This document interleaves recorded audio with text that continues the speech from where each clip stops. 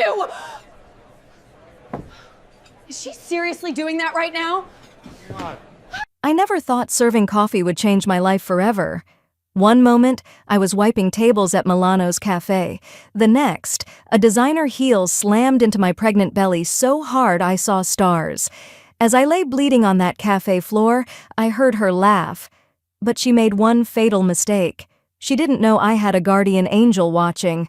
What you're about to hear is the most shocking revenge story I've ever lived through. Before we begin, smash that subscribe button because this tale has more twists than a roller coaster, and you won't want to miss a single second. Hit the notification bell, and let me take you back to the day my life changed forever. My name is Amara, and 7 months ago, I was standing at the edge of a cliff, not literally, but financially, emotionally, and physically. I was 7 months pregnant with my first child, a baby girl we'd already named Hope. The name felt like a prayer back then, because Hope was all we had left. My husband, Daniel, had lost his factory job 3 months earlier. When the plant shut down without warning, bills were piling up on our kitchen table like a mountain we couldn't climb. But the worst part? The doctors had discovered that my baby had a heart condition. She would need surgery within days of being born, and the medical bills were already approaching numbers that made my head spin. $400,000. How do people like us even begin to imagine that kind of money? So I worked double shifts at Milano's cafe. Despite my swollen feet that felt like balloons about to pop, I worked through the backaches that made me want to cry every time I bent down. I worked through my mother-in-law's constant phone calls, telling me I was a terrible mother for risking my baby's health. "What kind of woman puts money before her child?" she'd say, as if I had any choice. As if I wasn't doing this precisely because I loved my child more than anything in this world. Every night, I'd come home and collapse on our worn-out couch, placing my hands on my belly, feeling Hope kick against my palms. "I'm doing this for you, baby," I'd whisper. "Just hold on a little longer. Mama's going to save you." Milano's was one of those upscale cafes where the coffee costs more than most people's lunch. Crystal chandeliers, marble floors, velvet chairs. It catered to the kind of people who wore watches worth more than my yearly salary. I didn't belong there, not really, but the tips were good when customers felt generous, and I needed every penny. My manager, Tony, was a decent guy, always asking if I needed to sit down, offering me the easier tables. But even he was under pressure. The cafe had recently been bought by Mr. Hastings, a cold businessman who cared only about profit and reputation. "One complaint from the wrong person, and you're all replaceable," he'd told us during a staff meeting, his eyes sweeping over us like we were insects. That morning started like any other. My coworker Carmen helped me tie my apron around my swollen belly, joking that we'd need extra fabric soon. "Girl, you should be at home with your feet up," she said, genuine worry in her eyes. I smiled, but we both knew I couldn't afford that luxury. The morning rush had just ended when she walked in. Vanessa Sterling. I didn't know her name yet, but I knew her type immediately. She swept into Milano's like a hurricane in designer clothing, her heels clicking against the marble floor with the confidence of someone who'd never been told no in her entire life. Diamonds glittered at her ears, her throat, her wrists. Her handbag probably cost more than my car. She was on her phone, her voice sharp and cutting as she berated someone about flower arrangements for a charity event. "I don't care if the orchids are expensive. I want perfection." She snapped her perfectly manicured fingers at me without even looking. "You, I need a table, now."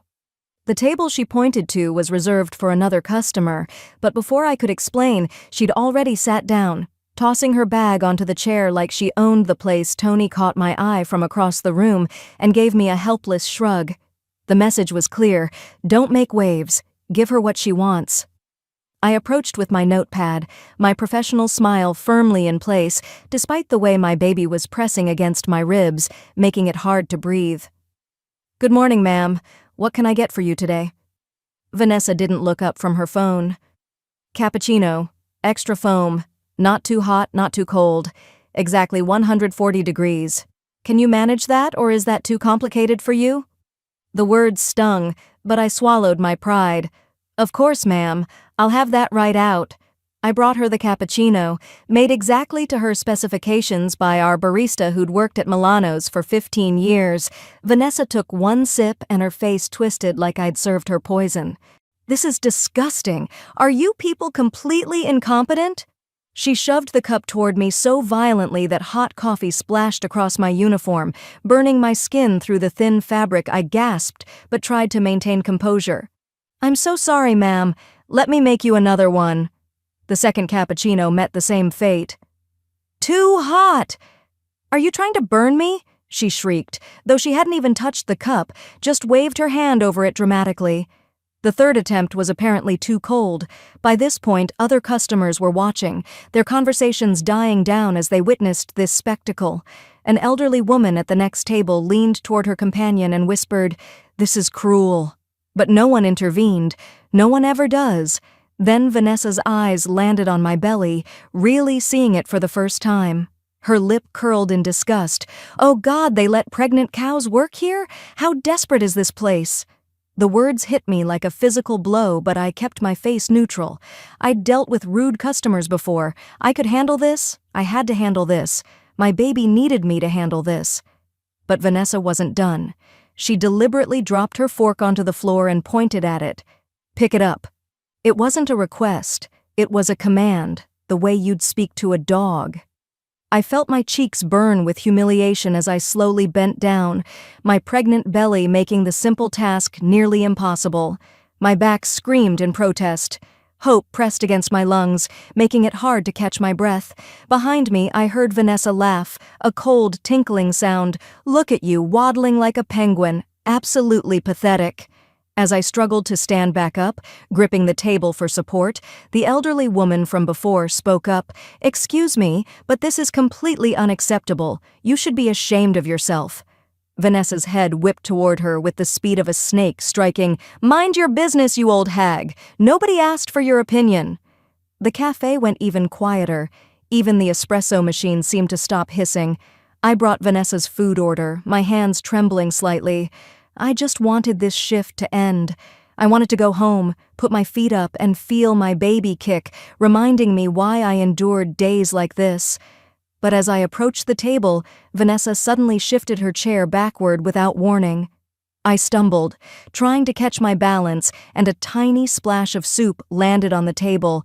Not on her, not on her dress, just on the table. Vanessa exploded. She shot to her feet, her chair screeching against the marble floor. "You ruined my designer dress," she screamed, though there wasn't a single drop on her clothing. "You clumsy, worthless piece of trash." I stepped back instinctively, my hands moving to protect my belly. "Ma'am, I'm so sorry. There's nothing on your dress. Let me just clean the table." "Sorry? Sorry?"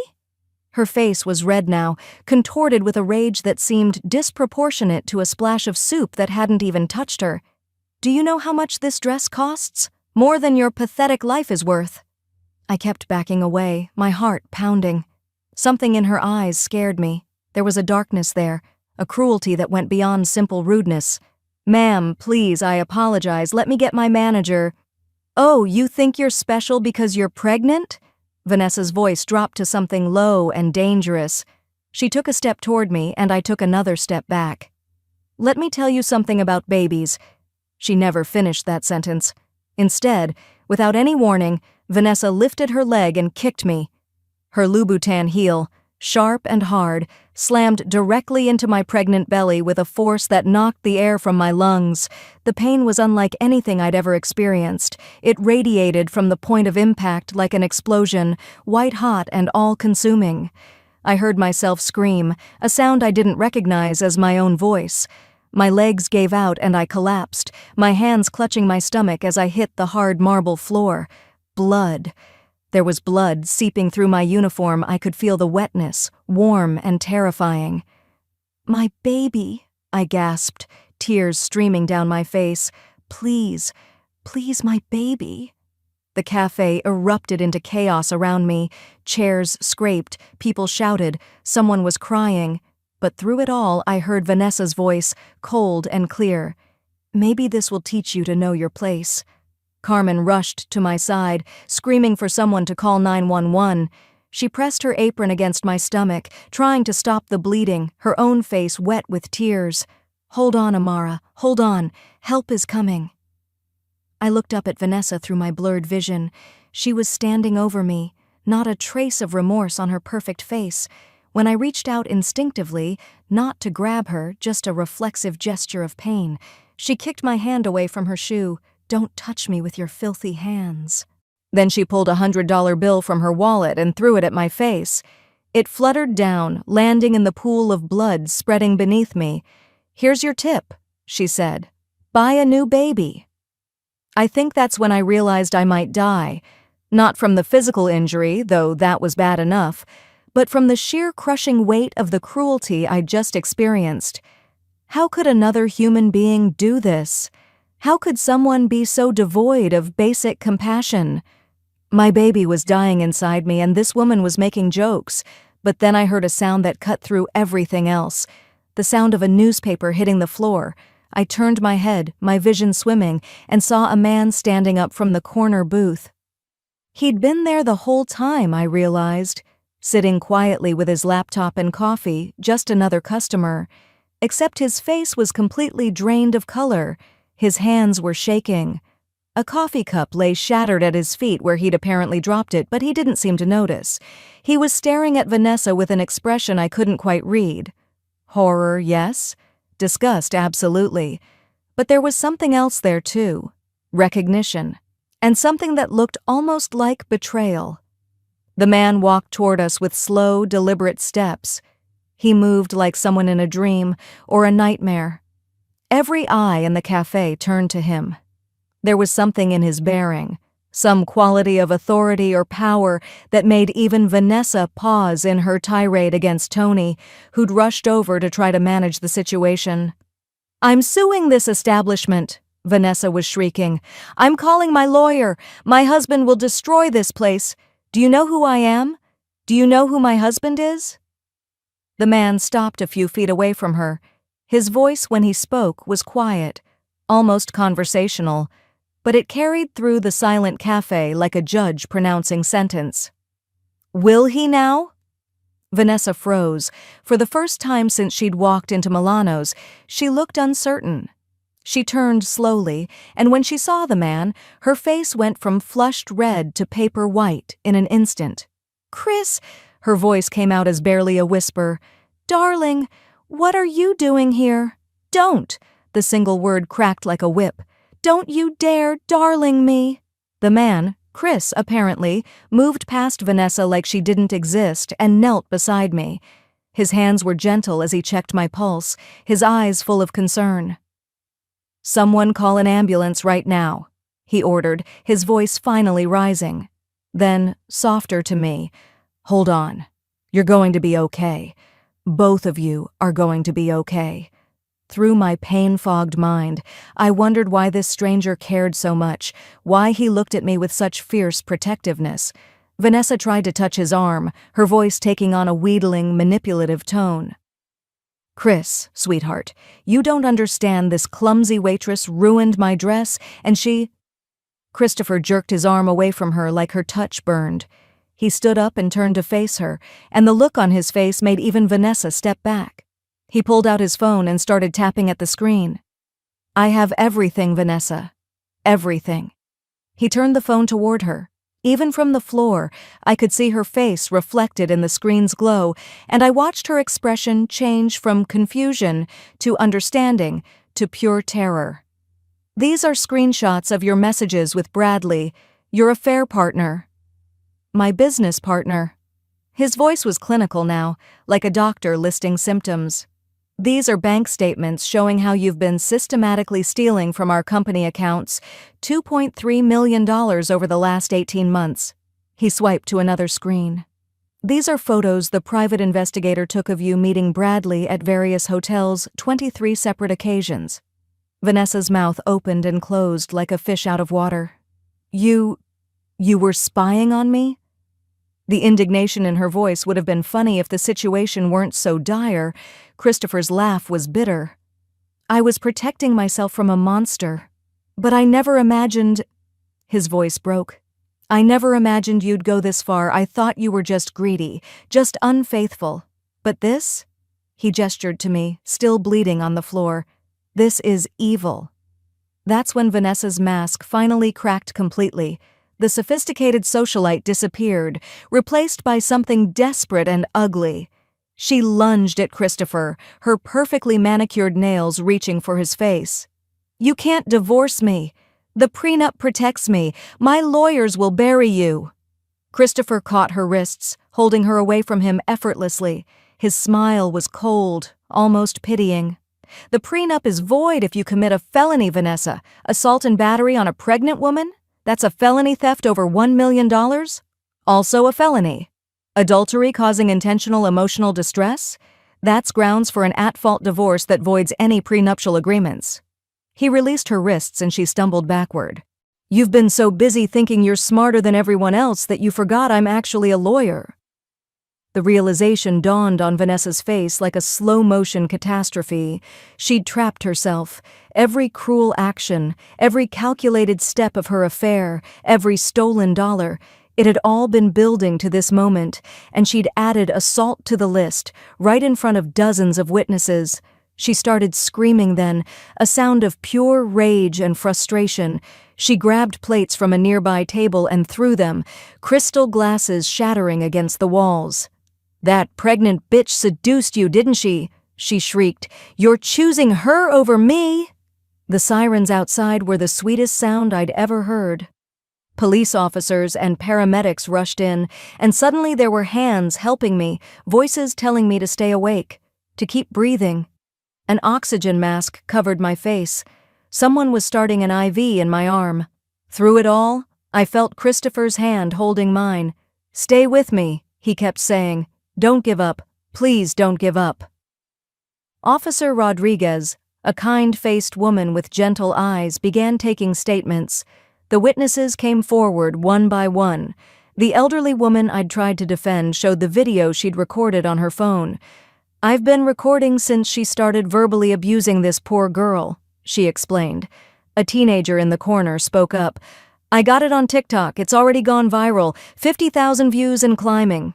I watched as Vanessa's face cycled through emotions, panic, rage, disbelief, and finally, a dawning horror as she realized the full scope of what she'd done, not just in terms of the law, but in terms of her reputation, her social standing, everything she valued.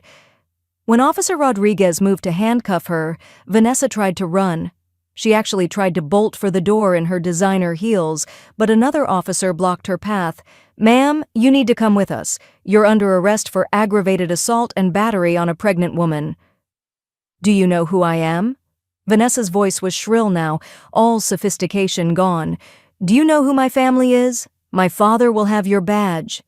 Christopher spoke up then, his voice heavy with finality. "Officer, I'm also pressing charges for theft and embezzlement. I have all the documentation you'll need." Vanessa's head whipped toward him, betrayal written across her face. "You're really doing this? You're really choosing to destroy me?" "No," Christopher said quietly. "You destroyed yourself. I'm just making sure you face the consequences." As the paramedics loaded me onto the stretcher, Christopher walked beside me. Still holding my hand, I tried to ask him why he cared so much about a waitress he didn't even know, but the pain and shock were pulling me under. Just before they lifted me into the ambulance, Christopher leaned close. "You're going to be okay," he promised. Then he said something strange. "You remind me of someone I loved very much." His voice cracked. "Someone I couldn't save." I must have passed out then because the next thing I remember is waking up in a hospital room filled with the sounds of machines beeping and the smell of antiseptic. Daniel was there, his face swollen from crying. "The baby," I croaked. "Is she—" "They did an emergency C-section," Daniel said, his voice shaking. "She's alive, Amara. Our hope is alive, but she's in critical condition. The kick caused placental abruption. She's in the NICU, hooked up to machines, fighting for every breath." He broke down then, his head on my shoulder. "They said if we'd gotten here even 10 minutes later..." The days that followed were a blur of surgery and recovery, of sitting beside an incubator watching the tiny baby girl we'd named Hope fight for her life. She was so small, barely 4 pounds, covered in tubes and wires. The heart condition the doctors had warned us about required immediate surgery, and the cost was astronomical. I remember lying in my hospital bed, calculating numbers that didn't add up, wondering how we'd ever pay for any of this. That's when Christopher appeared in my doorway. He looked exhausted, like he hadn't slept in days. "How is she?" he asked quietly. "How's Hope?" I told him the truth, that she was fighting, but the medical bills were already over $400,000 and climbing, that we'd lose our house, our car, everything, and it still wouldn't be enough. I told him because I was too tired to lie, too broken to pretend I had any pride left. Christopher pulled up a chair and sat beside my bed. "I'm going to tell you something," he said. "Something I haven't told anyone in years." He pulled out his wallet and showed me an old, worn photograph. It was of a young woman in a waitress uniform, smiling at the camera. She looked tired but happy, and there was something familiar about her face. "That's my mother," Christopher said. "Her name was Grace. She worked 3 jobs to keep me fed after my father abandoned us. She was a waitress at a diner downtown, worked herself to exhaustion every single day." His voice grew thick with emotion. "When I was 8 years old, she collapsed at work, massive stroke. By the time they got her to the hospital, it was too late." He looked at me with tears in his eyes. "You remind me of her, your strength, your dignity, the way you kept your composure even when Vanessa was torturing you, when I saw what she did, when I saw you fall." He couldn't finish the sentence. I stared at the photograph, and something clicked in my memory. "Grace," I whispered. "Grace Morrison. She trained me when I first started waitressing 10 years ago before she—" I couldn't finish either. "She was the kindest person I ever met. She used to tell me stories about her son, about Christopher, how brilliant he was, how proud she was that he'd gotten into law school." Christopher's face crumpled. "She talked about me?" "All the time," I said, crying now too. "She said you were her whole world, that everything she did was to give you a better life." I reached out and took his hand. "She made me promise something before she died. She made me promise that if I ever met you, I'd tell you." I swallowed hard. "She said she was proud, so proud, and that her only regret was leaving you too soon." We sat there crying together, 2 strangers connected by the memory of a woman who'd shown both of us what real strength looked like. Finally, Christopher wiped his eyes and straightened. "I couldn't save my mother," he said, "but I can save you. I can save Hope, and I'm going to make sure Vanessa pays for what she did, not just legally, but in every way that matters to someone like her." And he did. Over the next 3 months, while Hope fought her way back to health, while I recovered from the trauma of that day, Christopher systematically dismantled Vanessa's entire life. He froze all of her bank accounts. He filed for divorce with overwhelming evidence of her crimes. He pressed criminal charges for assault, attempted murder of an unborn child, and grand theft. He contacted the media, and the story exploded across every news outlet. Socialite kicks pregnant waitress became a viral sensation. The hashtag Justice for Amara trended worldwide. Vanessa's charity friends abandoned her. Her mother, a society matriarch, publicly disowned her. Her affair partner, Bradley, fired her from the side business she'd been helping him run, stating she was too toxic for our brand. Every door in her gilded world slammed shut, one after another. The trial was brutal. I had to testify, had to relive that day in excruciating detail. But I also got to watch as witness after witness took the stand, the elderly woman with her video, the teenager whose TikTok had been viewed millions of times, Carmen, who'd held me while I bled, even Tony, my manager, who admitted he'd been too afraid of losing his job to defend me earlier. Vanessa was sentenced to 5 years in prison for aggravated assault and battery, an additional 3 years for the theft. In the civil suit, I was awarded $3.2 million in damages. Her divorce left her with nothing. Christopher's lawyers had ensured that every clause in the prenup that could work against her did. She'd walked into Milano's that morning as a wealthy, powerful socialite. She walked out of the courthouse as a convicted felon with nothing to her name. But the real victory wasn't Vanessa's destruction. It was what came after Hope survived. My beautiful, strong baby girl had her heart surgery and thrived.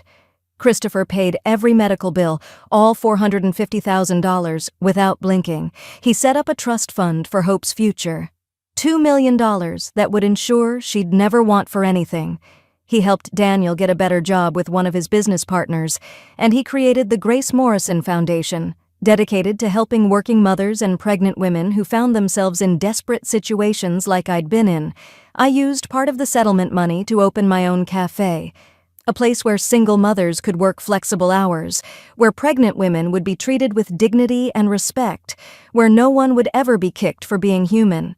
Today, 3 months after that terrible day, I stood in my cafe, holding Hope in my arms. She'd grown so much, her eyes bright and alert, her little heart beating strong and steady. Christopher, who visited weekly and had become like family to us, was sitting at the corner table with his laptop, just like he'd been that day at Milano's. The bell above the door chimed and I looked up. My blood ran cold. Vanessa stood in the doorway. She'd been released on bail temporarily while her lawyers worked on an appeal. She looked nothing like the woman who'd terrorized me. Her hair was limp and unwashed. Her designer clothes were gone, replaced by cheap jeans and a wrinkled shirt. Her face was hollow, aged beyond her years. The cafe went quiet. Every customer, every employee watched as Vanessa walked toward me. I held Hope a little tighter. Vanessa stopped a few feet away, her eyes on my baby. "I'm sorry," she said, her voice cracking. "Please, I'm begging you. Drop the lawsuit. Drop the charges. I've lost everything. My reputation, my money, my family. Isn't that enough?" She looked at me with desperate eyes. "Please, isn't my suffering enough?" I looked at this woman who'd tried to kill my baby, who'd kicked me while I was down, literally, who'd shown not an ounce of compassion or humanity, and I thought about what justice really meant. "You didn't just kick me that day," I said quietly. "You kicked every struggling mother who's just trying to survive. You kicked every person who's ever been treated like they're less than human because they don't have money or power. You kicked Hope itself." I adjusted Hope in my arms, feeling her warm weight against my chest. "So, no, it's not enough. Justice is never enough until you truly understand what you've done, until you feel, in your soul, the weight of the pain you caused." Vanessa's face crumpled, and she turned and left. I watched her go, and I felt nothing, not satisfaction, not anger, just a quiet certainty that some scales had finally balanced. Christopher came over and gently touched Hope's tiny hand. "Your mother is the strongest person I've ever met," he told her, "besides my own mother, of course." He looked at me. Grace would be proud of both of us. And she would have been. Not because we'd destroyed someone, but because we'd built something beautiful from the ashes. My cafe thrived. We hired women who needed second chances, who needed flexible hours, who needed to know that someone believed in them. We became a community, a family of sorts. Every day, I watched mothers come in exhausted and leave with smiles, with tips that helped them buy groceries, with the dignity of honest work done well. The best revenge, I learned, isn't destruction.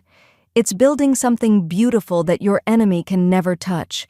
It's succeeding in spite of the cruelty. It's protecting others from experiencing what you experienced. Vanessa tried to kill my future. Instead, she gave me a reason to fight for it harder than I ever had before. Late at night, when I'm feeding Hope and she looks up at me with those wise baby eyes, I think about that day, about the kick that could have ended everything, about the stranger who turned out to be connected to me through the memory of a woman we both loved, about how sometimes the worst moments of our lives lead us to our greatest victories. I think about Grace Morrison, who worked herself to death for her son. And I think about how her legacy lived on, not just in Christopher, who used his power and wealth to help people instead of crushing them, but in me, in Hope, in every mother who walked through the doors of my cafe and found dignity instead of degradation. She kicked me to knock me down, but she forgot that mothers don't stay down. We rise, we fight, we protect, and we never ever forget. This is for every woman who's been kicked while she's down. This is for every person who's been treated as less than human. Your day will come too. Justice may be slow, but it's inevitable. Hold on to hope. Sometimes that's all it takes. That's my story. Raw, painful, but ultimately about triumph.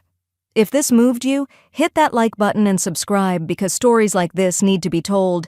Share this with any woman who needs to hear that she's stronger than she knows.